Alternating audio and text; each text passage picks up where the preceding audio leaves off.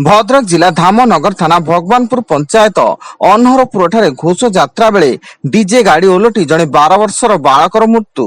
एसह 5 रु अधिक व्यक्ति गुरुतर आहत होता बेले रथयात्रा डीजे गाड़ी बेंगलुरु आसाला एवं धामनगर पुलिस पहुंची तदंत आरंभ करिछि।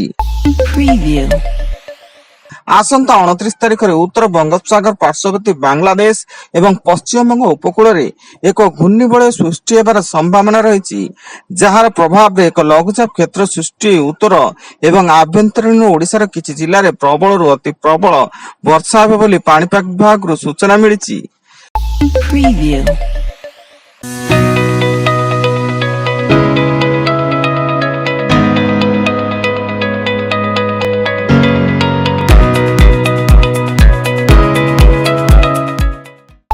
Preview.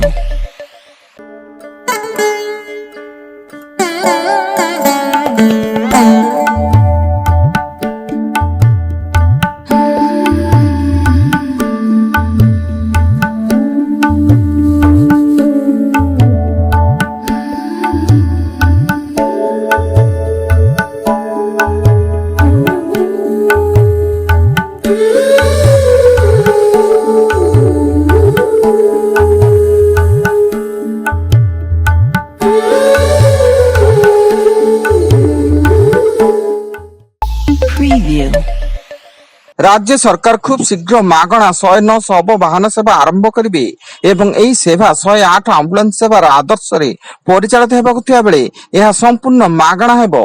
एने सरकारी स्तर रे प्रस्तुति आरंभ होईछि। Preview.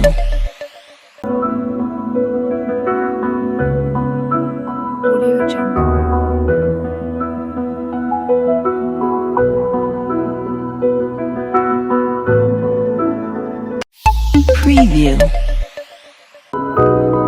Jungle.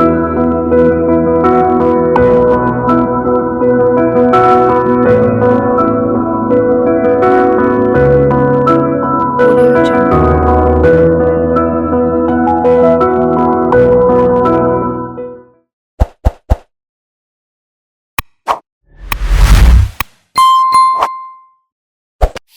Preview. बॉलीवुड अभिनेत्री तथा मॉडल शेफाली जरीवाला शुक्रवार विलंबित राति परलोक होईछि। शेफाली जरीवाला 2002 रे कांटा लगा म्यूजिक वीडियो रे अभिनय करी बेस ख्याति अर्जन करथिले। यह सह बॉलीवुड फिल्म मुझसे शादी करोगी रे नजर आस्थिले एवं बिग बॉस 13 सीजन रे अंशग्रहण करथिले। फुलवाणी टाउन थाना पुलिस एक आंतर जिला बाइक चोरी राकेट पर्दाफाश करी 5 जन अभियुक्तों को गिरफ्त करिछि एवं सेमानंक ठारू 9टी दामी बाइक जबत करिछि। एही बाइक गुड़िक फुलवाणी सह गंजाम खोर्धा भुवनेश्वर रु चोरी करा जायतिबा पुलिस सूचना देइछि। कोलकाता रे एक लॉ कॉलेज रो जने छात्री को गणदुष्कर्म एही घटना रे पुलिस 3 अभियुक्तों को गिरफ्त करता बेले सेमानंक मध्यरु जने शासक तृणमूल कांग्रेस रो छात्र संगठन नेता एवं समस्त अभियुक्त मानक 5 दिनिया पुलिस हेफाजत को पठाई दिया जायछि।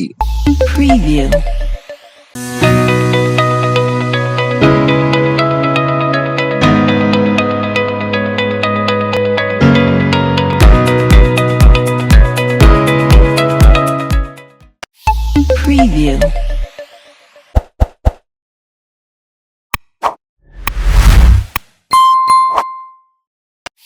Preview.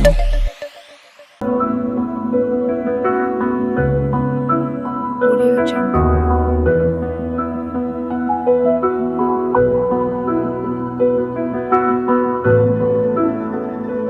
Audio Jungle. Preview.